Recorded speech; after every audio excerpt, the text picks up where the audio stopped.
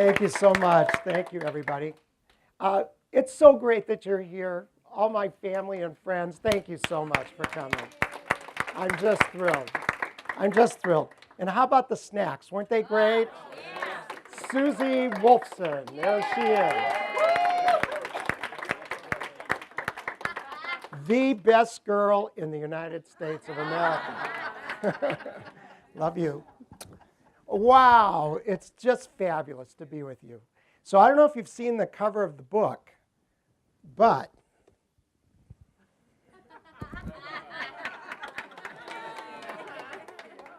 this is me, Purim, 1957. And this is me from Wyoming this summer. Not bad, huh? It's great that you're all here, and I'm thrilled to share these stories with you. Most of you know I grew up in Omaha, Nebraska, where, yes, there are 5,000 Jews to this day. How did I get to Omaha, Nebraska? My Zadie Louis Paperny. He was from Minsk, Gubernia. That means the county of Minsk.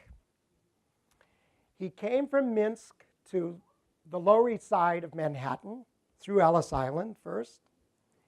But there were so many people there, he decided to move west to Omaha, Nebraska. Why Omaha, Nebraska? Because the Union Pacific Railroad began in Omaha, Nebraska, the Golden Spike Railroad. Started at Union Station in Omaha, went all the way to San Francisco. So it attracted many Russian immigrants, Jewish immigrants, who were looking to get out of New York and to find a better life, less crowded. And Zadie became a peddler of fruits and vegetables.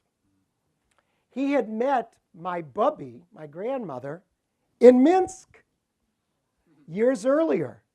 And just by coincidence, they found each other in Omaha. And he courted her for 4 years before she said yes, Char. 4 years. They got married and had 4 girls. The baby was my mother. May she rest in peace. Bernice. My grandmother's maiden name was Wolfson. And there's a story in that. But back to Zadie and Bubby's house on 56th Street in Omaha, which I never, ever entered through the front door. Always through the back door. Why? It led directly into the kitchen. And who was in the kitchen? Bubby, Ida, making her Bubby's cookies. Did everybody get a Bubby's cookie? We found a recipe. Susie found a recipe. And the good people at the American Jewish University made Bubby's cookies for us tonight. How great is that?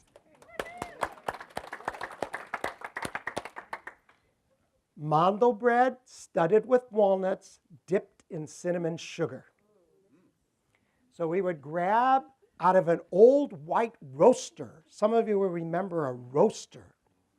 We would grab them out of the roaster, munch on the cookie, come through the dining room into the living room to greet Zadie Louis.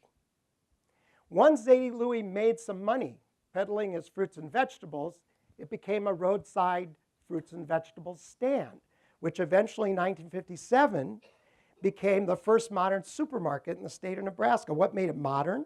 Self-service aisles and check stands. Remember, grocery stores used to be general stores where you'd walk up and you'd ask someone to get a box of Tide from behind the counter? Zadie was the first modern supermarket, so he made some money. And he would sit in his big red velvet chair in front of his big screen TV, because once he had some money, he bought the biggest television set he could find. He sat in this big red velvet chair, and on the side of the red velvet chair was a side table with 3 things on it. A pack of Camel's cigarettes, unfiltered. He smoked 4 packs a day. his silver Ronson lighter. You remember this? This is his lighter. I inherited this and so much more. I wanted this because his hands were on this lighter virtually every day of his adult life. The third thing on the side table, a glass of water with his teeth in it.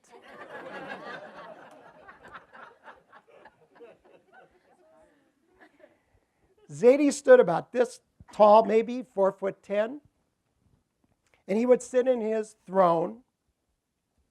Oh, by the way, on the side table, what did I not mention? An ashtray.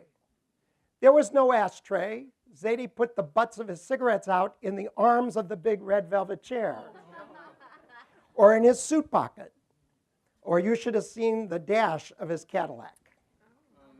How he didn't blow himself up, I have no idea. Well, once I would come around the corner as a little boy, Zadie would see me and he would light up. This man would cry at the drop of a hat, and certainly at the sight of a grandchild. And when he saw me coming around the corner, he would open up his enormous legs because, lugging big sacks of potatoes and carrots, he was strong in the legs and the thighs and in his arms. I would jump into his lap, and he would put a World Wrestling Federation leg lock around me, like this, or I could demonstrate. And I'm right here. And he would plant a big, wet, slobbery, scratchy kiss right on my lips. And he would look me in the eye, and he would say, "Rani, you're the best boy in the United States of America." I never heard Zadie say the United States. It was always the United States of America, because the United States of America gave him everything: his family, his business, and his community. He adored the United States of America. And I would say, "I know, Zadie, I know," because he did this every time I met him. I was with him. But he wouldn't let me out of the leg lock. He would look me again straight in the eye, and he would say, "Rani, you're the best boy in the United States of America." I'd say, "Zadie, I know, let me go. Please let me go." Nope, third time. "Rani, you're the best boy in the United States of America." And then finally he would let me go. Then my brother Bobby would come around the corner. He would jump into Zadie's lap. Zadie would put him in a leg lock, give him a big, wet, slobbery kiss right on the lips, and he would say to Bobby, "Bobby, you're the best boy in the United States of America." And then my brother Dougie would jump into Zadie's lap, and Zadie would say, "Dougie," after the kiss, "Dougie, you're the best boy in the United States of America." And you know what? To Zadie Louie, all 9 of us grandchildren, his Eneklach in Yiddish, were the best boy or the best girl in the United States of America. I learned something really important in that. He was not just calling us the best boy and best girl in the United States of America. He was calling us to be the best we could be. And when I think about my life, ever since then, I've been trying my best to be that best boy, except in Hebrew school. Any of you go to Hebrew school Monday, Wednesday, 4 to 6? May I see hands? Tuesday, Thursday, 4 to 6. May I see hands? Sunday morning, 9 to 12, even if you weren't born Jewish. Okay, good. Did you have Mr. Friedman? I had a teacher, Mr. Friedman, for 3 years in a row. Bet, Gimel, and Dalet. 2nd, 3rd, and 4th grade. This man was a lovely man from the old country who knew absolutely nothing about teaching. He had no curriculum skills. He had no classroom management skills, but he was a good neshama, a good soul. And he came every afternoon to our conservative synagogue, Bethel Synagogue in Omaha, to teach us kids a little bit about being Jewish. I was a very good student at Dundee Elementary School, but the last place I wanted to be at 4 o'clock in the afternoon after a full day of public school was another classroom. So, I mean, come on. I would have rather been on a playground. I wanted to be playing with my friends. I wanted to be home watching cartoons or maybe the Mickey Mouse Club and Annette Funicello. But no, I was in another classroom. So I would do everything I could to get Mr. Friedman off the topic of the day. I would put pencils in the acoustical ceiling. I would send notes to my friends, spitballs. I would talk all afternoon. Friedman had no classroom management skills either. So when he got really upset, he would yell one of two things at me. This was the first. Shake it! Shake it! Shake it! Shake it! Shake it! That's all I heard all afternoon. Shake it! Shake it! This is a Hebrew word that means shut up is correct. That's the correct answer. I thought I'd learned this Hebrew word until I had my first bar mitzvah lesson. This is a true story. All my stories are true. I went for my first bar mitzvah lesson to Mr. Katz, who was also a man from the old country, lovely man. First lesson, he pinches my cheek and he asks me a question. Sonny, what's your name in Hebrew? I said, check it.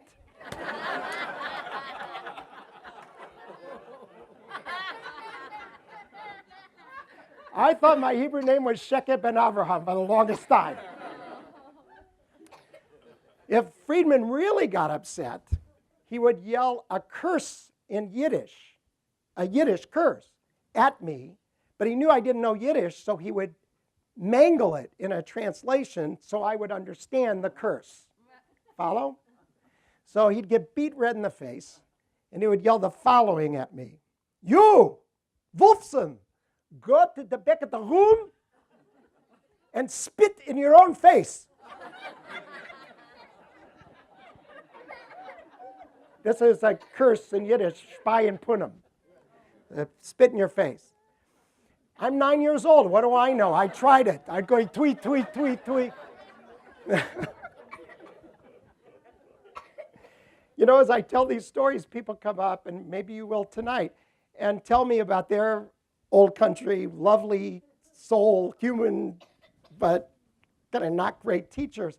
So a guy in Miami a couple of years ago comes up to me and he says, oh, I had a teacher who was very funny. I said, well, what do you mean? He said, well, this teacher had trouble pronouncing his long E's.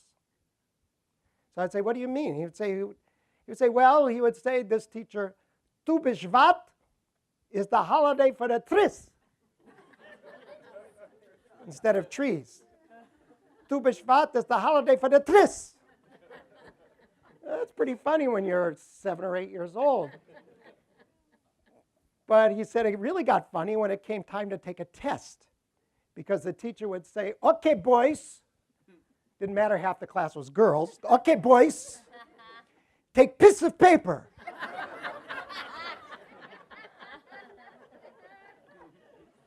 Now, you're 9 years old. That's the funniest thing you've ever heard. So I said, that's pretty funny. And this guy's telling me this story. He said, oh, it gets better. I said, what do you mean it gets better? He said, because every time the teacher said this, take piece of paper, the kids were on the floor laughing. So the teacher finally had it and said, what's so funny? And the kids explained what was funny. So the teacher said, okay, take shit of paper.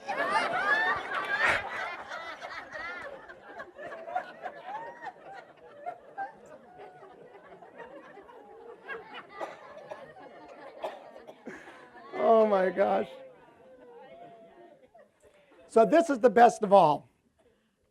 It took my synagogue 20 years to invite me back to Omaha to give a lecture on Jewish education, because they couldn't believe this Vilda Chaya had become a professor of Jewish education. So my mother, God bless her soul, made sure the synagogue was packed. It was like Kol Nidre. There were like 600 people to hear my lecture. So I give the lecture, it goes fine. And at the end of the lecture, I ask for questions and answers. Who do you think is sitting in the front row of the congregation? Mr. Friedman. True story. So he raises his hand right away. So I call on him. Of course, I said, Mr. Friedman, it's so good to see you. Please. Mr. Friedman stands up, faces the congregation, and says in his Lithuanian accent, Ronnie Wolfson was the best student I ever had in Hebrew school. Oh my gosh. Oh my. So a story about Bubby Ida. Bubby Ida kept a kosher home. She brought with her Jewish tradition from the old country. My earliest memory of Bubby Ida is right before she lit her Shabbat candles, or Shabbos candles. Bench licht, she called it. When she picked newspapers off the floor of the kitchen. Do you remember this? Yeah, some of you do. The old-timers, the first thing they would do on Friday morning was wash the floors of the kitchen. Now, this made no sense to me as a kid, but then I understood. There was always a rush to get ready for Shabbat, and you had to light candles 18 minutes before sundown. So the old-timers knew they wouldn't have time to wash the floor. So what they did is they got up at 5 in the morning. First thing they did was wash the floor. And then they'd put newspapers down to catch all the drippings of the day.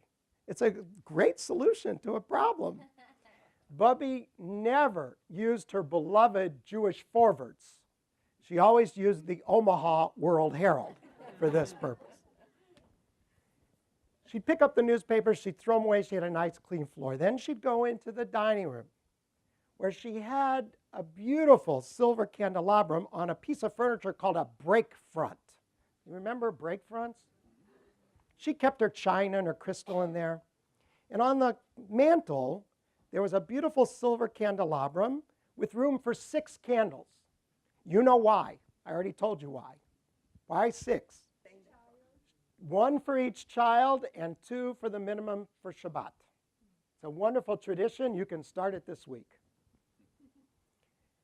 She would take a little scarf out of a drawer called a tichel in Yiddish, kind of like a kippah, and she'd put it on her head. She'd put the candles up in the candelabrum. She'd light the candles, and then she did what to me as a little boy was the most mysterious thing I ever saw in my life. She went like this 3 times around the flames. Anybody ever see this?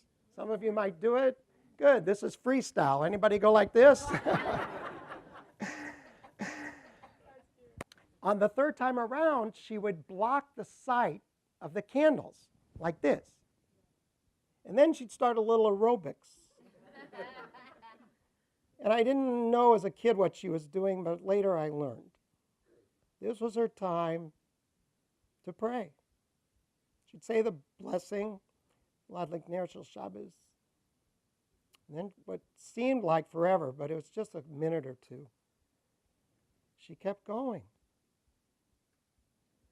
And when she was good and ready, she would stop, and she would open her eyes, and she would gaze at the candles in front of her.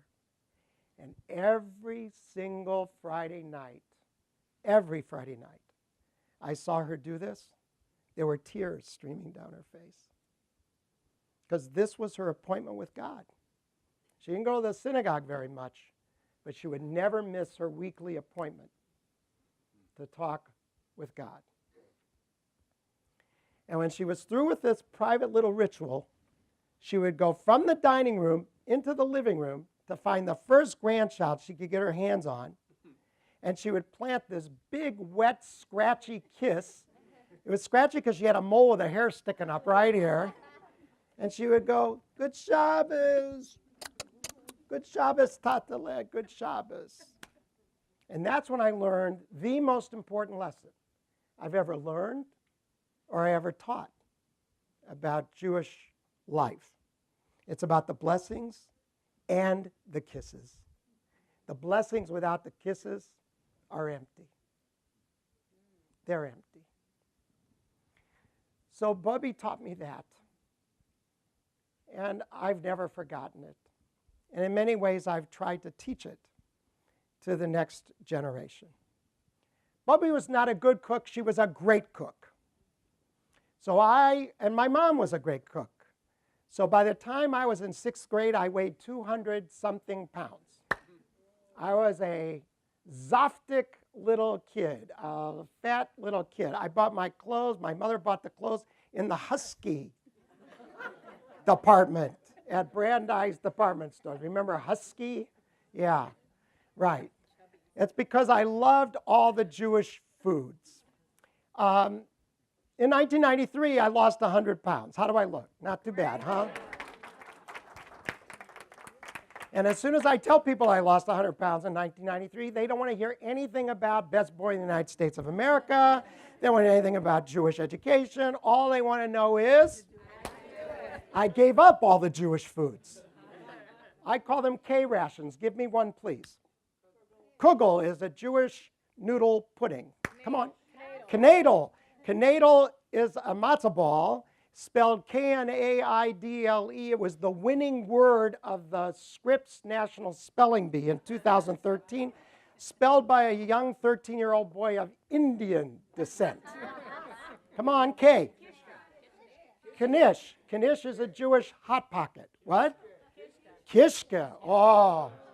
We were in New York last week. I'm telling you, kishke in the delis is called stuffed derma, which gives you an idea of what it was. It was an intestine-filled thing. I know, like a sausage, a Jewish sausage. It's long and brown. Sam, my parents once got us a dog, a pet. It was a dachshund for Hanukkah. I called it kishke. What else? Kreplach is Jewish ravioli. Good. What else? Kasha is a smelly kind of buckwheat kind of thing with varnishkas. What else? Kichel, sugar and air. Very good. Anything else? Kalatkes. Kalatka. I see. Okay. Chopped liver. Very good. A babka. Okay. Very good. What?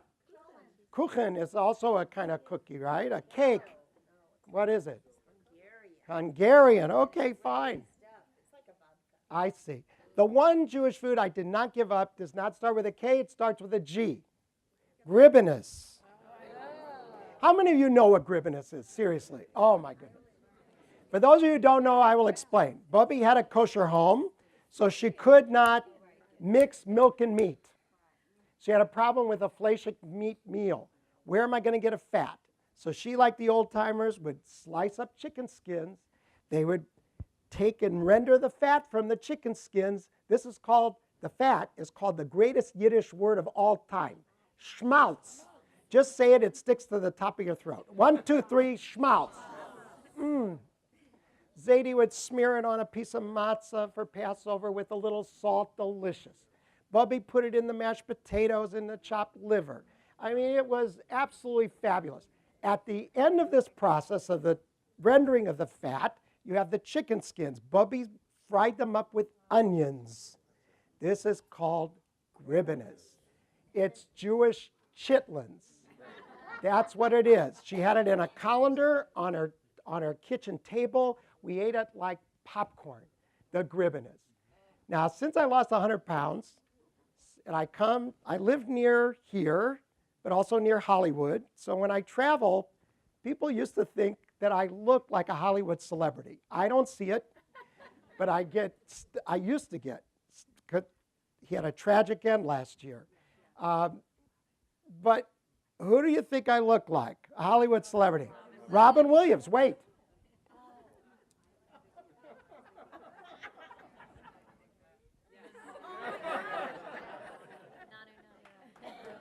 Nanu. Yeah, what a talent, what a terrible loss. But Robin Williams has the funniest line in movie history. How many of you have seen his great movie, Mrs. Doubtfire? Okay, he wants to be near his children. He's divorced from his wife. So he ends up being a nanny from London, England, Mrs. Doubtfire. But the first disguise he puts on is an old Jewish bubby. Now, Susie and I saw this movie in a packed theater in Omaha, Nebraska. And when Robin Williams says this line, we are on the floor laughing. Nobody else in the theater is laughing. Robin Williams, Harvey Fierstein is his friend, and helps him put on this disguise, an old Jewish bubby. Puts on a sheitel, little scarf, and he bends over, and he's this little old Jewish bubby. And Robin Williams says this in Mrs. Doubtfire. It's not my line, it's Robin Williams' line. Check it out on Netflix if you don't believe me. This old Jewish bubby, Robin Williams says, never buy gribbinus from a moil.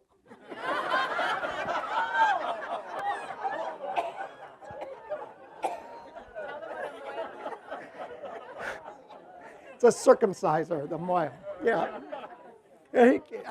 This will gross you out, but it's true. He then continues, they're so chewy.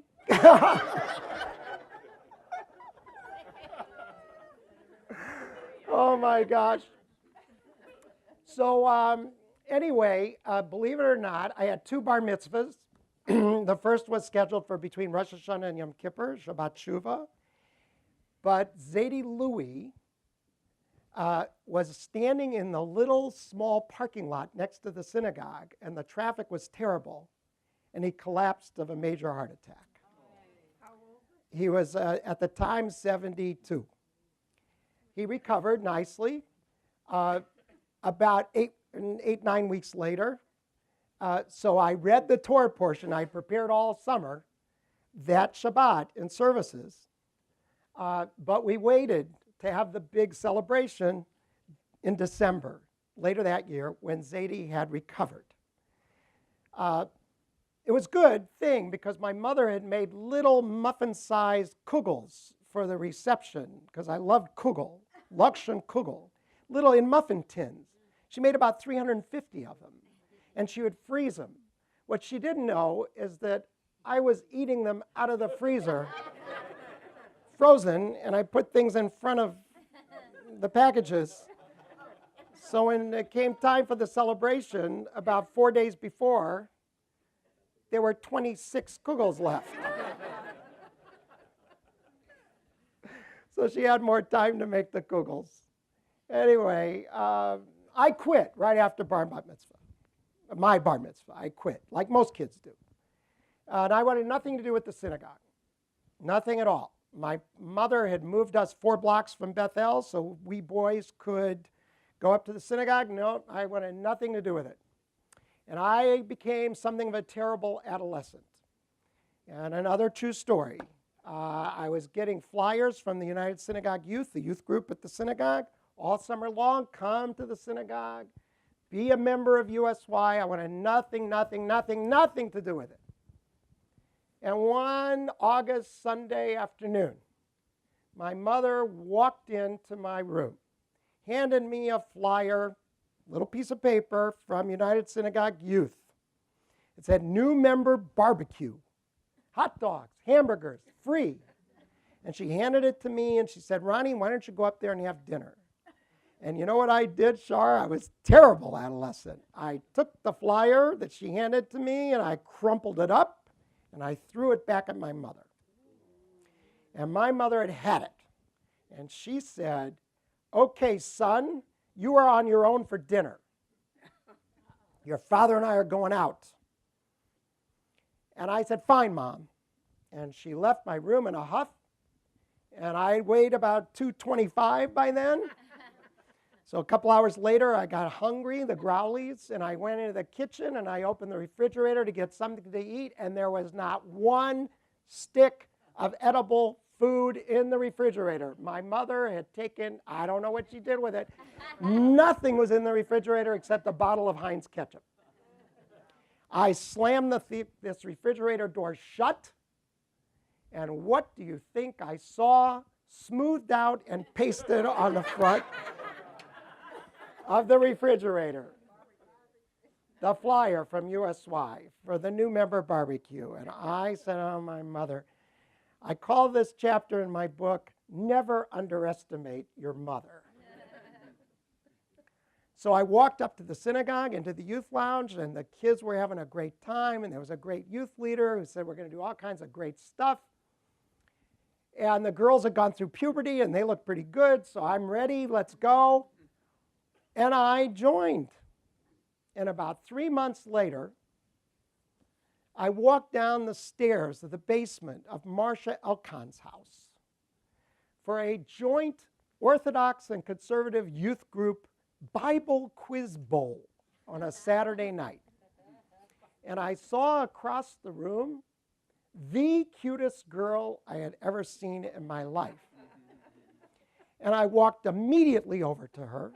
She was wearing an Indian madras blouse. Do you remember Indian madras? Was that print kind of thing that bled in the wash and everything was unique? Remember madras? And on the pocket right here, I noticed, were the initials SK. So I went up to her and I said, hi, I'm Ron. What does SK stand for? And she said, Susie Kukowka. I said, that's a funny name. She said, it's Polish for cuckoo bird. I said, wow, cute girl, cute name. We've been married 45 years.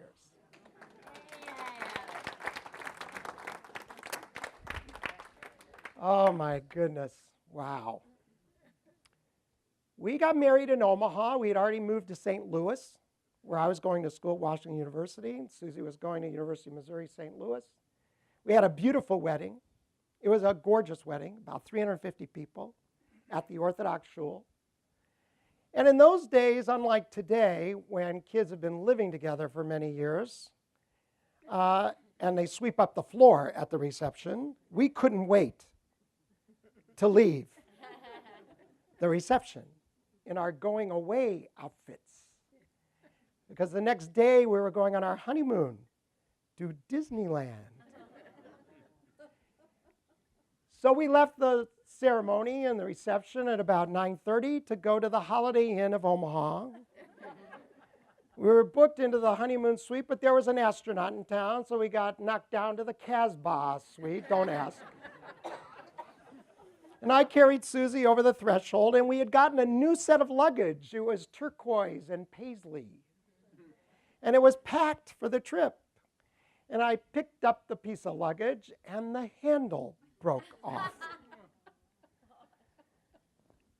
And I don't know what to do, because the next morning everybody's meeting us to send us off to the honeymoon at the airport. So now it's about 11 o'clock on our wedding night. And I say to Susie, I've got to do something.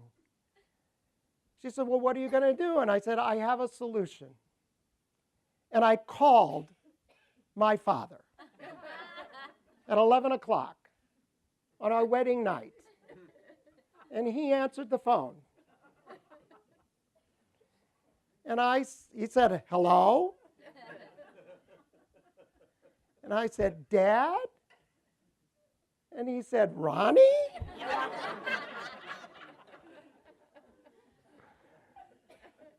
Is something wrong, Ronnie? I said, Dad, I need a screwdriver.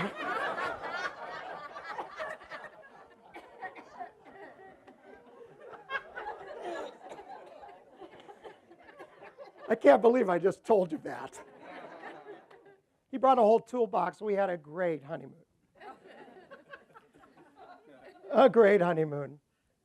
We moved out here in 1974 so I could come to school here at the then University of Judaism.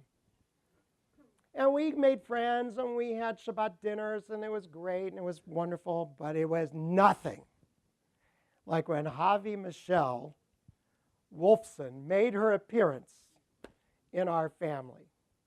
I went abyssal meshuggah as a new father. You know, meshuggah, crazy. And it was a C-section, so Susie got to stay in the hospital. In those days, 1976 rather, it was, they'd let you stay in the hospital a few days. So we brought her home to our apartment on Hamel Road to celebrate our first Shabbat with Javi, a week-old baby. I was at the University of Judaism in the depths of beautiful downtown Hollywood. You remember downtown Hollywood in those days. And I was driving home that Friday afternoon down La Cienega Boulevard where I saw a sign that said, The Stork Shop. Some of you might remember the Stork Shop, right on the corner there. And I got a big idea, probably the best idea I've ever had in my life. I walked into the store and I said to the clerk, I need a beautiful dress for my daughter's first Shabbat at home. And those of you who've been to summer camp or Israel, what color do you wear on Shabbat? White. Don't yell if you know the punchline. This clerk took me immediately to the back of the stork shop, opened up a locked cabinet, pulled out the most spectacular white dress I'd ever seen in my life. I said, I'll take it. She wraps it in a box with a red bow. I bring it to the apartment to Susie. Susie's making dinner, Shabbat dinner. And she says, Ronnie, what's that? I said, it's a present for Javi. And then Susie says, oh, that's the sweetest thing a new father's ever done. And then she opened the box and looked inside and starts a geschrei, a scream. She pulls out this long white knitted gown with little pearls and a little bonnet. It was a christening dress, a baptismal outfit that I, a Jewish educator, had bought for his daughter's first Shabbat. Susie said, Ronnie, do you know what this is? I said, it's a beautiful white dress. She said, no, it's a christening outfit. I'm not putting our baby in that dress. I said, yes, you are. I just bought this dress for $75. It was on sale. There are no returns. Put the baby in the dress. So we have a Polaroid photo. Do you remember Polaroid cameras? We had a Polaroid photo of Javi, a week old, swimming in this long white gown with the little bonnet over her head, in the infant seat on top of the Shabbat table next to the challah. This is the picture. We laughed about it. Our friends laughed about it. The colleagues at the university laughed about it. But we didn't get the punchline until Javi was 11 months old. We went out to a pizza place. I think it was called Michelli's. Do you remember Michelli's? Old Italian place? Yeah, still there? And, you know, twinkly lights and red Naugahyde booths and red and white check tablecloths. And we sit down with Javi, 11 months old, after spending almost a year with her celebrating Shabbat and holidays. And we sit in the booth, and Javi sees that in the center of this table was one single red patio candle, you know, the kind with the little net. You know what Javi Wolfson did the instant she saw that candle? She went like this. She started to bless the candle in the pizza place. I looked at Susie, and Susie looked at me, and we said the same thing at the same time. She's a genius. And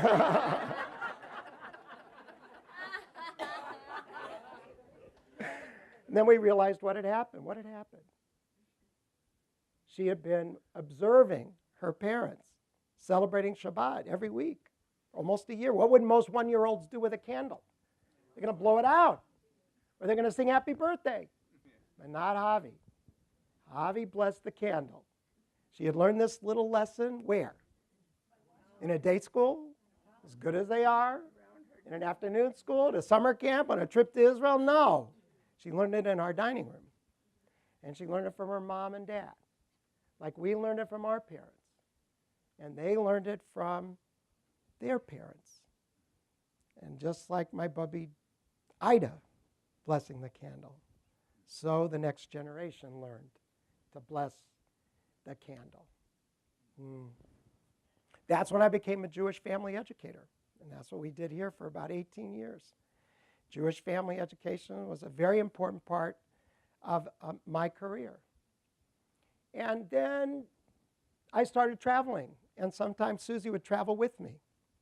We were on one long trip to Hong Kong, Australia, and New Zealand when Susie had done very well on the flights. But in the terminals, you know, when an international flight lands, it's often a long walk to the baggage claim. Susie had to stop to take a breath. And I knew something was wrong. My dad was a heart patient for years and years. So I said, honey, are you okay? She said, for the first time, I'm not feeling quite right. I said, when we get back to Los Angeles, we have to check this out. So we went to Kaiser, and the primary said you should see a cardiologist. And we went to see the cardiologist. And within about an hour, we were at Kaiser Sunset. It happened so fast, our kids couldn't come. Javi and Michael.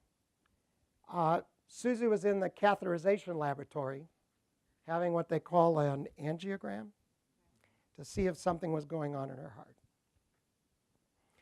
And you know, you ever been by yourself in a waiting room in a hospital? It's pretty scary. You don't know whether to hope or whether to fear, and often you do both. I was hoping they'd find what the problem was, and then I feared if they found something and they couldn't fix it, I couldn't imagine Susie with a zipper.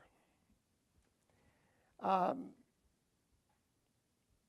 I prayed that she would be okay. And about an hour later, the doctor appeared at the front door of this waiting room, and I walked up to him, and he said, Mr. Wolfson, your wife did fine. And my hope level went way up. And then the doctor said, but we found something. And my fear factor kicked in.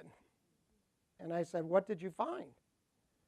And he said, we found a 95% blockage in one of her heart arteries. But we were able to locate it and balloon it and put a stent in, and she should do just fine. You'll see her in an hour. So, hour passes, and when I go to the recovery room, Susie was wide awake. And she said, Ronnie, I was awake through the whole thing. They had a big screen TV. I watched the whole thing unfold.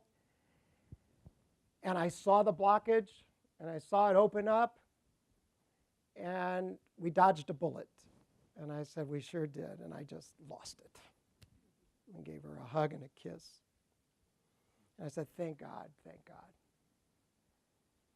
And after that, many of my friends who were in the room would call me and they'd say, how's Susie doing? And I would say, oh, she's doing great now.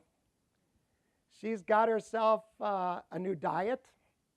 She's really watching herself. She got a great personal trainer. Her name is Uli. She's right there. Yeah. We love you, Uli. She's got the fear of God in her, I said to one of you. And then I caught myself.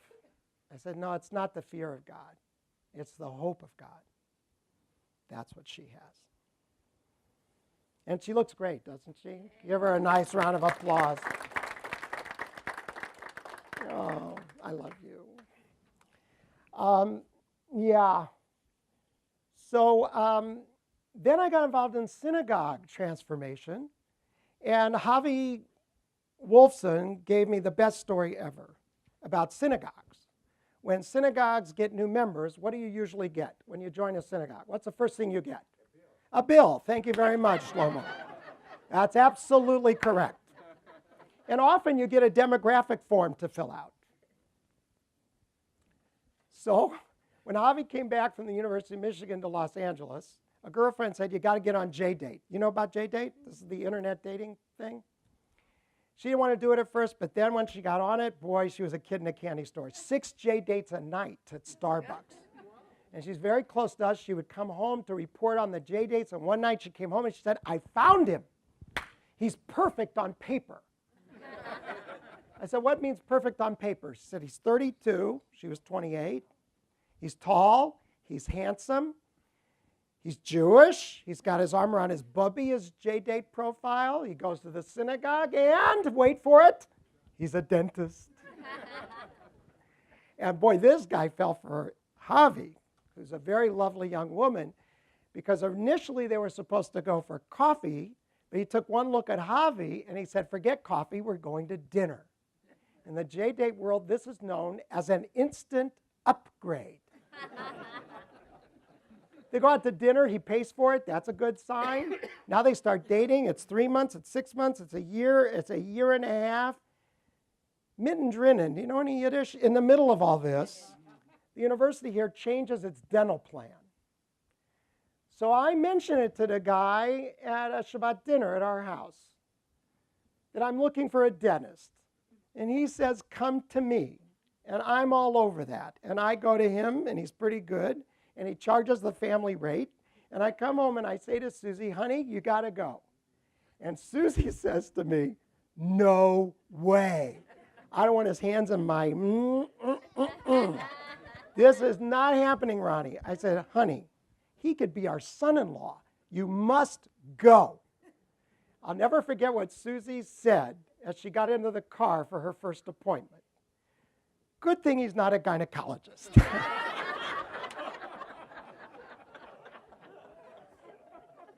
Surely, I think it's the funniest thing I ever heard.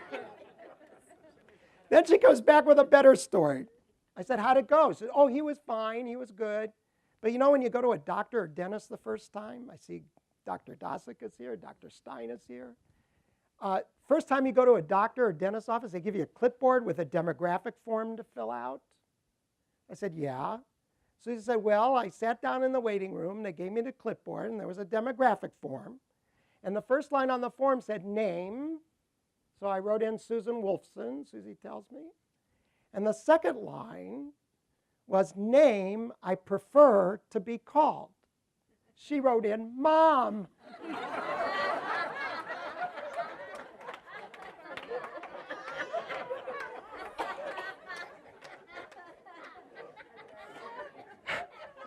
Now that's the funniest thing I ever heard. And you know what? He never noticed. Because like most synagogues, he never read the form, you know? I mean, he never read the form. And we were hoping he'd ask for a blessing, you know, we're kind of old school like that, but he never did. We got a phone call from Maui, Mom, Dad, give us a mazel tov, we're engaged, mazel tov. It went downhill from there. And many of you friends know, 6 weeks before the wedding, Javi called it off and saved her life. And 2 years later, girlfriend introduced her to a lovely guy named Dave, works for a small internet company called Google. And they've been married 7 years and given us a beautiful granddaughter. Her name is Ellie Brooklyn. I have a granddaughter named Brooklyn. Ask me why. Why? My father, Alan, may he rest in peace, was from Brooklyn. Our son-in-law's mother's from Brooklyn. My mother, Bernice, had died recently. They wanted a bee to honor her memory. Brooklyn is a hot place and a hot name right now. So I have a granddaughter named Ellie Brooklyn. I called my partner in synagogue transformation, Larry Hoffman, who works as a professor at Hebrew Union College in New York. I'm calling from Los Angeles. And I say to Larry, Larry, give me a mazel tov. I have my first granddaughter. Her name is Ellie Brooklyn. And Larry says to me from New York, Ron, you're going to have 4 more grandchildren. Manhattan, Staten. If you have a girl, you could call her Malka for Queens. And if you have a boy, you could call him the Bronx. Oh, my goodness. We were at our good friends, Chavaram mates, Nana Richard Zaitlin's son's wedding in Indianapolis when we got the call from my brother Dougie in Omaha. Come quick. Your mom's been taken to the hospital. She's delirious. We left the wedding that Friday afternoon, flew straight to Omaha. And Mom was in a delirium for probably 3 days. But she woke up from it, and we spent a beautiful week together before she finally succumbed to pancreatic cancer. She didn't know she had it, or maybe she knew she had it because she refused every test and just toughed it out. My mother was an extraordinary woman. She graduated the University of Nebraska, the only one of the 4 girls to graduate college.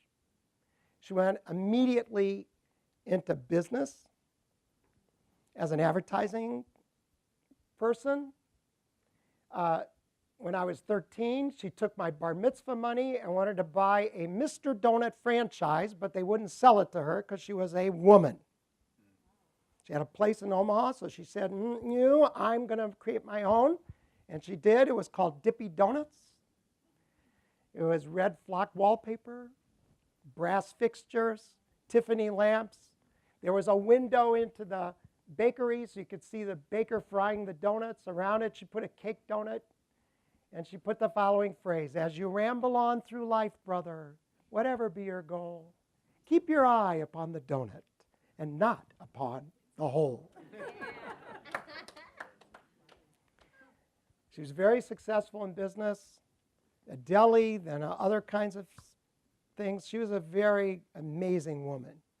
She was raising 3 boys. She was a volunteer at her synagogue. She created the Nebraska Foundation for Visually Impaired Children, working with blind kids in Nebraska for 50 years. She chaired that volunteer organization. Extraordinary woman. 3 days after she died, my brother Bobby and his wife Sibby and I were looking through my mom's notebook where she kept all the financial information of the family. My mom ran the family.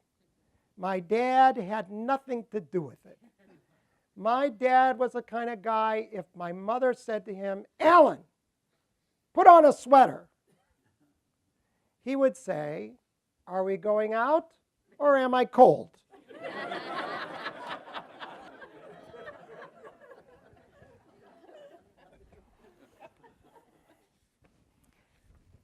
So as we're looking through the notebook, we see tucked in the inside cover, there's a little white envelope.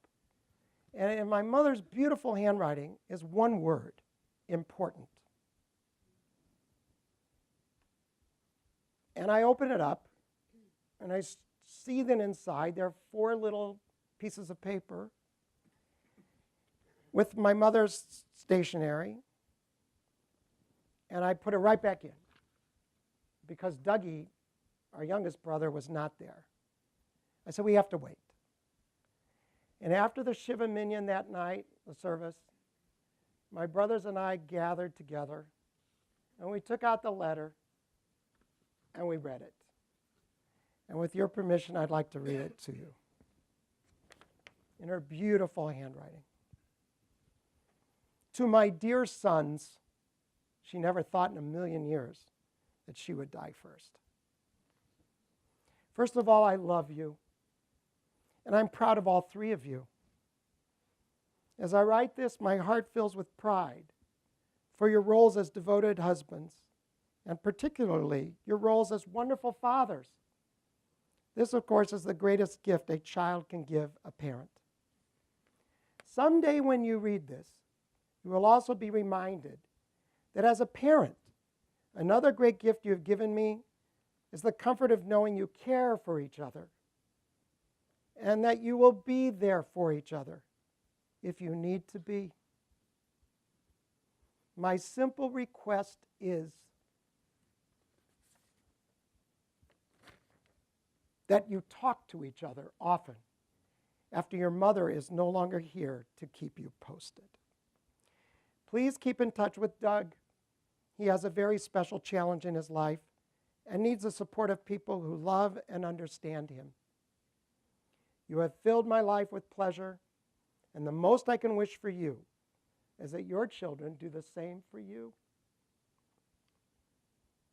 I love you, Ron, Bob, and Doug, and thank you for giving my life so much meaning. And it's signed, your mother. Is that gorgeous or what?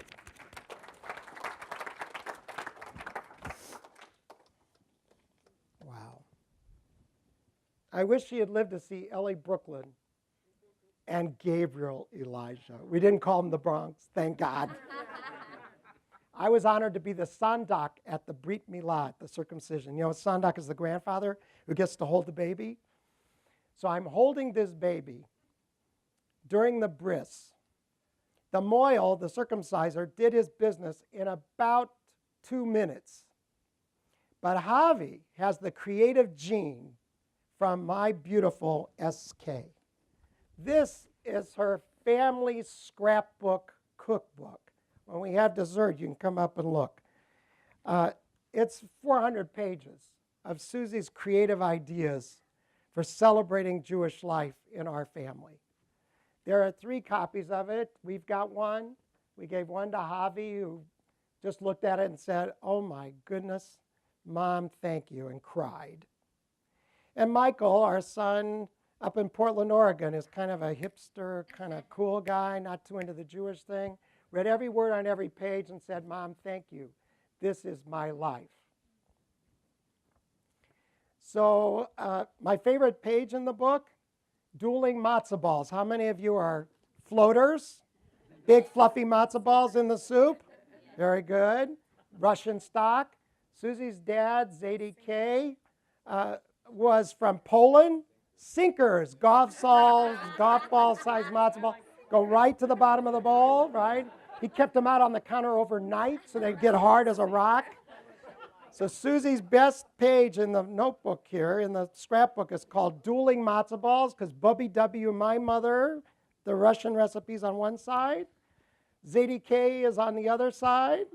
Susie sent the Polish sinkers. Susie sent Michael a care package for Passover the year after he got the cookbook. Couldn't come for Seder. She said, "Mom, thank you for the care package, and thanks especially for the matzo ball mix that you put in the care package. Because I had some friends over for Seder." Great. "And I used your cookbook, and I made matzo balls." So Susie couldn't wait to ask him, "Which recipe did you use, and how did they come out?" Michael said, "I was going for Bubby, but they came out Zadie."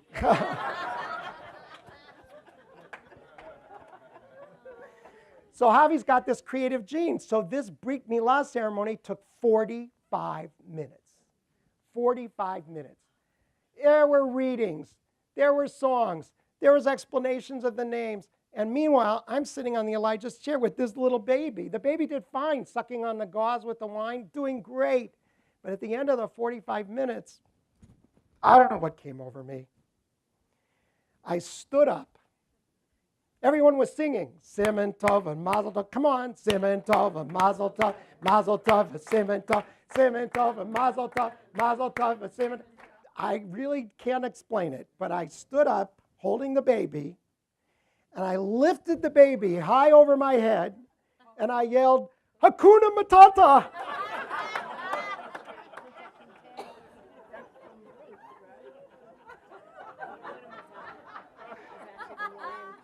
Did you see The Lion King?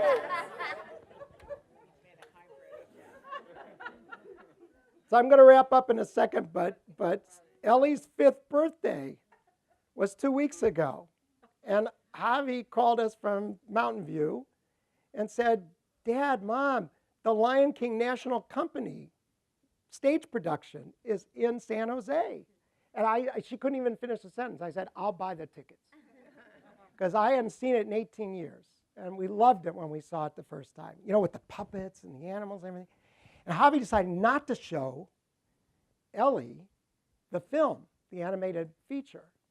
She wanted her to experience this magnificent stage production. So, and this is not in the book. This just happened 2 weeks ago. So we're now in the San Jose Center for the Performing Arts, and the show begins, and the elephant comes down the aisle, and Ellie's jaw drops to the floor. She's in awe of what she's watching. Javi's on one side of her, not watching the show. She's watching Ellie and crying buckets. Susie and I, Bubby and Zadie, we are Bubby and Zadie, are on the other side of Ellie, and we're not watching the show either. We are watching Javi watching Ellie. And that is the story of the best boy in the United States of America.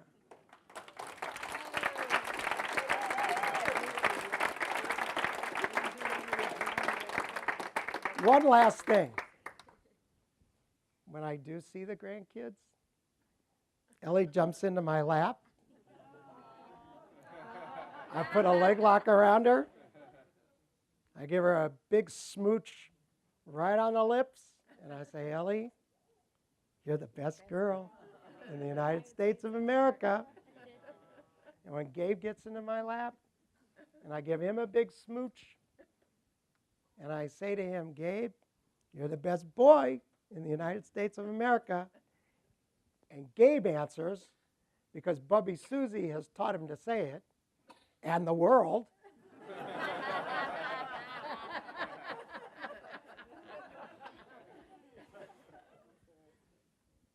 I think of Zadie. And I remember him with deep affection. And I'm so thrilled to write these stories down. And I'm so thrilled so many of you have said to me, like, your stories are my stories. So my friends and family in the audience, help us get the word out and let people know that my purpose in writing the book was not just for family and friends. It's a piece of Jewish education. It's something that I think can inspire people to understand the power of family and the power of continuity. So thank you so much for coming tonight. I love you all very, very much.